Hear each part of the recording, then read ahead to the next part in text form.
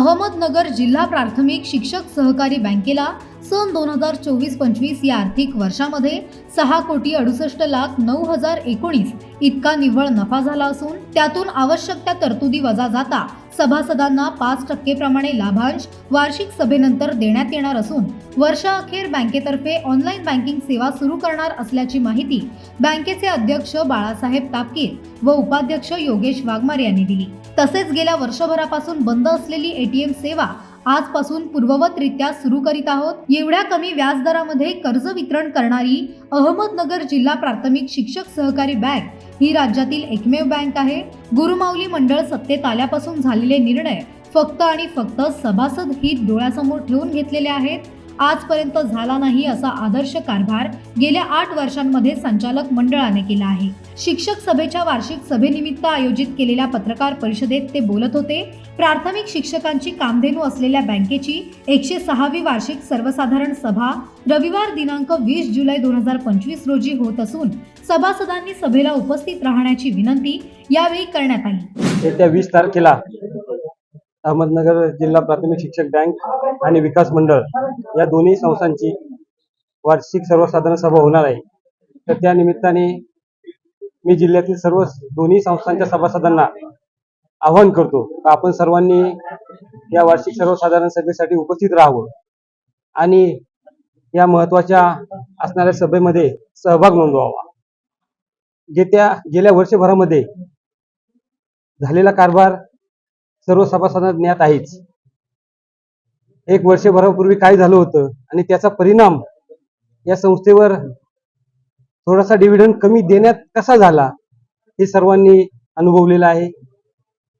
106वी वार्षिक सर्वसाधारण सभा गेल्या 106 वर्ष तुम्ही जर अहवाल पाहिला असेल तर यातच ते लिहिलेलं आहे शतकोत्तर षटकार प्रगतीचा।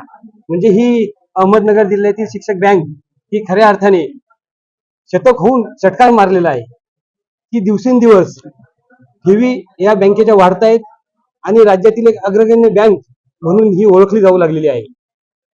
पूर्ण राज्यामध्ये शिक्षकांच्या जिल्हाव्यापी 5च बँका अस्तित्वात आहेत, त्यापैकी आपली ही बँक सर्वात मोठी म्हणून गणली जाते। यामध्ये आपल्याकडे 45 लाखापर्यंत जवळजवळ 45 ते 44 ते 45 लाखापर्यंत कर्ज मर्यादा आहे। शैक्षणिक कर्ज 7.50 इतक्या अल्प दराने दिलं जातं। गृहतार आणि वाहन कर्ज 7.90 इतका त्याचा अल्पसा कर्ज व्याजदर आहे। त्याच पद्धतीने जामीन कर्ज 8.40 राज्यातील सर्वात कमी असणाऱ्या कर्जाच्या व्याजदराच्या रूपाने सभासदांना फायदा होत आहे। त्याच पद्धतीने जर एखादा सभासद दुर्दैवाने मयत पावला तर त्याचे सर्व कर्ज आम्ही आमच्या मयत कर्ज निवारण सभासद निधीमधून ते माफ करतो। अशा रीतीने सभासदांना प्रत्येक ठिकाणी फायदा या ठिकाणी होत आहे। या वार्षिक सभेच्या निमित्ताने जर बोलायचं झालं तर विरोधक वेगवेगळ्या वावड्या उठवत आहेत। विरोधकांचं एक पत्रक माझ्या वाचण्यात आलं, त्यामध्ये अक्षरशः म्हणजे त्यांनी खोटं किती बोलावं, वैचारिक संदिग्धता निर्माण झालेली माणसंच अशा रीतीने असं करू शकतात। त्यांनी एकच मुद्दा या ठिकाणी सांगतो तर त्यांनी दिलेलं एटीएम कार्ड एप्रिलमध्येच या बँकेत येऊन पडलेली आहे। गेल्या वर्षभरापासून एटीएम कार्ड सुविधा आमची बंद होती, परंतु माझ्या हातात कागद आहे तर तुम्हाला मी थोडं वेळ देतो। एटीएम कार्ड हे काल या बँकेत आलेले आहेत। म्हणजे आमच्या चेअरमन, व्हाईस चेअरमन आणि संचालक मंडळाने अथक प्रयत्न करून गेल्या 2 महिन्यात काल तर इथून पुण्याला आणि मुंबईला माणसं पाठवले होते बँकेचे कर्मचारी, ते स्वतः घेऊन आलेत आणि ते खोटं बोलतात की एप्रिलमध्ये आलेले। ते कागद त्याच्यावर डिलिव्हरी डेट काय आहे ती पण तुम्हाला या ठिकाणी दिसेल। निश्चितपणे अशा पद्धतीने सभासदांचा बुद्धिभेद करण्याचा प्रयत्न विरोधकांनी चालवलेला आहे, परंतु मला निश्चित खात्री आहे विरोधकांना काही बोलायला नसल्यामुळे, आर्थिक बाबतीत पॉईंट नसल्यामुळे, जे काही या बँकेची प्रगती होते ती त्यांना देखवत नसल्यामुळे ते अशा पद्धतीने खोटं बोल पण रेटून बोल। येत्या 20 तारखेला अहमदनगर जिल्हा शिक्षक सहकारी बँकेची वार्षिक सर्वसाधारण सभा संपन्न होत आहे। या सभेच्या निमित्ताने मी सर्व सभासदांना आवाहन करतो की या सभेसाठी सर्वांनी या ठिकाणी उपस्थित राहावं, सभासद हिताच्या सूचना कराव्या। संचालक मंडळ सभासदांच्या सर्व प्रश्नांना उत्तर दिल्याशिवाय व्यासपीठ सोडणार नाही अशा पद्धतीचं या ठिकाणी आश्वासन या निमित्ताने मी देतो। त्याच पद्धतीने या सभेमध्ये 14 विषय पत्रिकेवर आहेत। या सर्व विषयांना सभासदांनी मंजुरी द्यावी अशी आपल्या माध्यमातून मी सर्व सभासदांना विनंती करत आहे.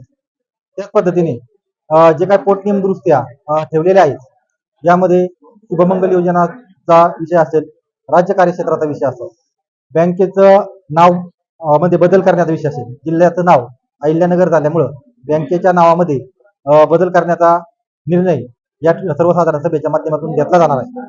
तर या बँकेच्या माध्यमातून सभासदांना जास्तीत जास्त कर्ज आणि ते कमीत कमी दराने कसं दिलं जाईल याकडं संचालक मंडळाचं कायम लक्ष असतं.